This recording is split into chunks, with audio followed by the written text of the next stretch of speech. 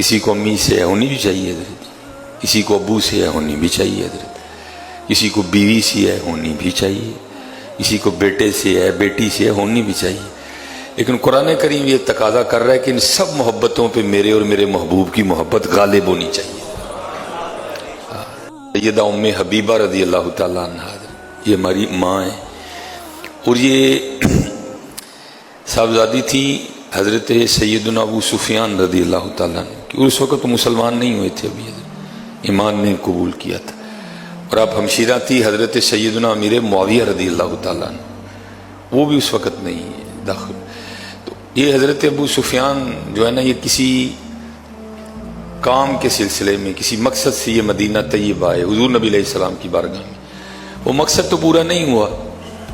تو دل میں خیال آیا چلو جس مقصد کے لیے آیا تھا وہ تو پورا نہیں ہوا، چلو بیٹی سے تو ملتا جاؤں گا، تو وہ اپنی بیٹی کے گھر جو ہے نا وہ حاضر ہوئے، جو اس وقت ہماری ماں بن چکی تھی، جو اس امت کی ماں بن چکی تھی اس وقت، حضرت سیدہ ام حبیبہ رضی اللہ تعالیٰ عنہ۔ اب حضرت جی فقر تھا، ہماری طرح تو نہیں کوئی 10 کمرے، ہر کمرے میں وکھرا بیڈ، ہر کمرے میں وکھری چادر، ہر کمرے میں وکھرے صوفے، وہاں تو فقر تھا حضرت جی، وہ سادہ سا نبی علیہ السلام کا کاشان مبارک، اور اس میں ایک سادی سی لیکن روئے زمین کی سب سے قیمتی چارپائی بچھی ہوئی تھی حضرت، اور اس چارپائی پر روئے زمین کی سب سے قیمتی چادر بچھی ہوئی تھی حضرت جی۔ تو اللہ حضرت ہمارے ہاں کیا معمول ہے کہ اگر والد آ جائے تو بیٹیوں کی کوشش ہوتی ہے آج جڑی سارے نا سونی چادر ہے نا جڑی میں نویں اس دن لے کے آئی وہ میں بجھدے تھلے پانی حضرت جی، لیکن دیکھو حضرت جنہوں نے فیصلے کر لیے پھر ان کے انداز کیا تھے حضرت، وہ لکھا ہے جو ایک چادر تھی نا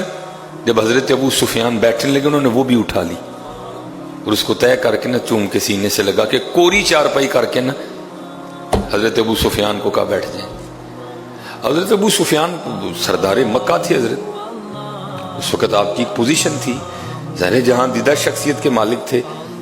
وہ آپ بھی حیران ہوئے یہ کیا ہوا ہے، یہ چنگا معاملہ جو ایک چادر بچھی تھی بیٹی نے وہ بھی اٹھا لی ہے اور کوری چارپائی کر کے یہ بیٹھ جائیں اس پہ۔ تو حضرت ابو سفیان حضرت ام حبیبہ رضی اللہ تعالیٰ عنہ سے پوچھتے ہیں اے میری بیٹی یہ بتا چادر میرے لائق نہیں کہ میں چادر کے لائق نہیں،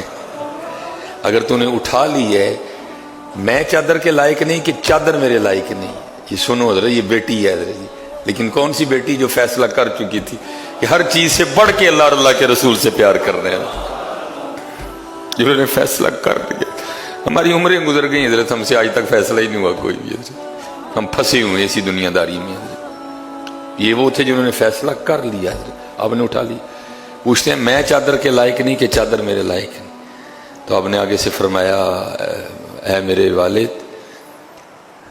آپ چادر کے لائق نہیں۔ پوچھا وہ کیوں؟